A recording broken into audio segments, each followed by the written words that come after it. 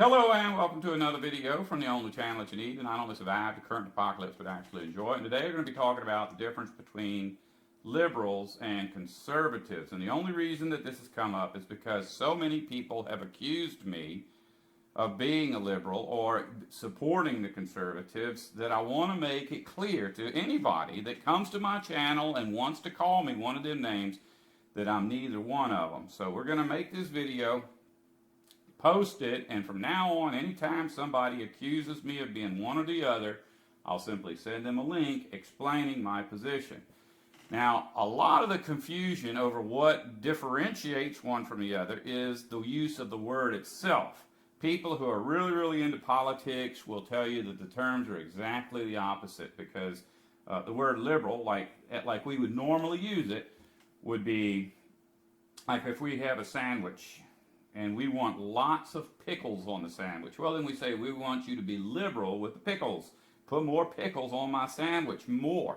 And so with a liberal government, you would think that the term means I want plenty of government power, plenty of government in my business. I'm a liberal.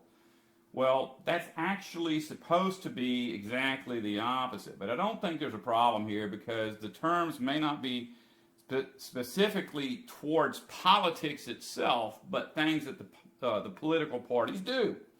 So a person who's a liberal may want less government, but they want more freedom of choice, freedom of movement. So they're still liberal, they're just not liberal with the government. They don't want plenty of government, they want plenty of the promises that government makes.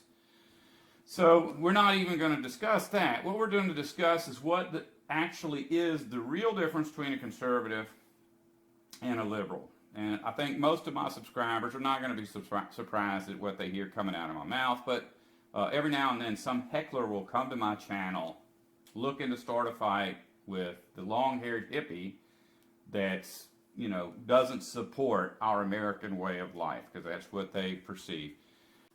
The first thing we need to talk about is why there's so much contention and why people are so passionate about their own particular political agenda. And it's based on something that we actually all have in common. Each and every one of us has to live on this planet. It's the only one we got. And the way things are functioning now is obviously not right. Now, most of us are unwilling to accept the fact that civilization itself has to be done away with. We were raised in civilization. We lived our whole life in civilization. We cannot imagine a world without it.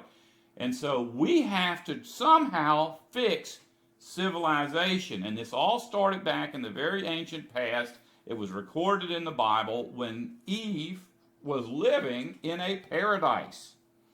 And she was confronted by Satan the devil and offered an opportunity to make paradise better.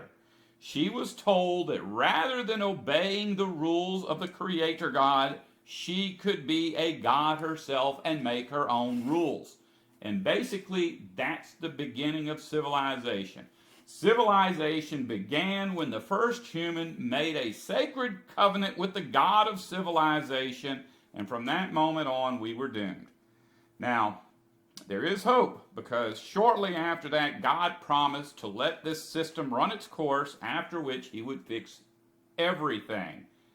Personally, that's the option I've chosen, because I'm farsighted enough to understand that I can't fix this world, whereas the vast majority of humans have been told all their lives that it is their job to fix this world.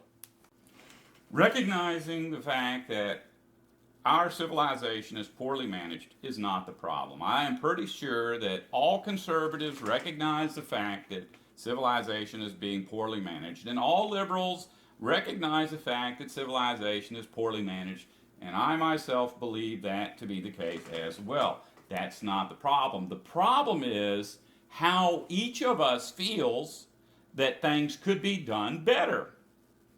Now, I understand that every individual has their own idea about these things, but I also recognize the fact that usually these two camps will galvanize on certain issues in ways that are similar to one another, although they differ between the two camps. And one of those issues is petroleum. petroleum is one of the most essential ingredients in our civilization as it's currently run. Everybody pretty much understands that petroleum has to be managed in a responsible way, irregardless of whether we believe there's a lifetime supply in there, or we're going to run out tomorrow, or it's going to last forever. Most people understand that it's an important resource and it should be cared for. Now, the conservatives might believe that the best way of taking care of this problem is to go around the planet conquering everyone who has petroleum and then putting the control of that petroleum into the hands of men who are better suited for the task of making sure that it's used properly. A liberal, on the other hand, may feel that it's wrong to go overseas and take other people's stuff, but they believe a better solution might be to develop alternate energy sources by investing the petroleum that we're pumping out of our own ground into manufacturing things such as solar panels and wind generators. Now, for me, that's not the issue. I don't sit awake at night worrying about the future of petroleum. I don't care if the empire conquers everybody and takes all of their petroleum and sends it to Mars. I don't care. I don't care if everybody in the country gets a free solar panel. What I care about is how are we going to take all of the petroleum that has been stolen from God and put it back in the earth where He wanted it to be. Another issue currently causing a whole lot of contention between the two arguing parties involves the legalism associated with American health care. In the international community, the American healthcare system is nothing more than a joke. There are doctors, lawyers, politicians around the world laugh at the American healthcare system. There's no denying that we have the highest healthcare cost of the entire planet, exponentially larger than all of them combined. And yet the life expectancy in America is not substantially greater than the life expectancy in any other industrial nation. It's just that simple. Now, do I want good health care? Yes, I do. But do I care if the government suddenly decides to start charging $1,000 an aspirin? No, I don't care.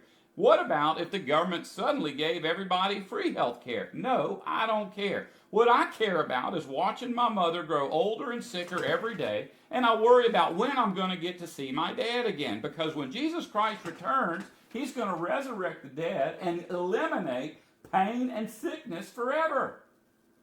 Now, why in the world would I concern myself with this mess that the oligarchs of the two parties have when I know that that's coming? So see, if you compare the differences between the liberals and the conservatives, the differences are minuscule when you compare that to what human beings want. Because human beings are not concerned with the foolishness of civilization's government. I've got a friend named Usamas. He's done a few things with me. If you watch my channel at all, you know who he is. And one of the things he said to me recently was, whether you're left-wing or right-wing, you're still part of the same bird. And the reason for that is because they want to make you think you can't exist outside of the bird that's presented to you. You don't have to be a part of their bird. In the Bible, birds are always associated with the angels, with the righteous angels and the wicked angels. And the bird of civilization is the wicked angel. You don't have to be part of his system. If somebody watching this video can conclude that I'm a liberal or conclude that I'm a conservative, then there is nothing I can do that will convince you otherwise, because this video is the video that you're going to get if you're one of them people that makes that accusation. You don't have to be part of civilization. You have to live under its constraints, but you don't have to dedicate yourself to perpetuating the myth that that's the only way that human beings can live. There is an alternative, and it is coming. Look forward to that. Don't struggle to make this work. If you don't want to survive, don't listen to me.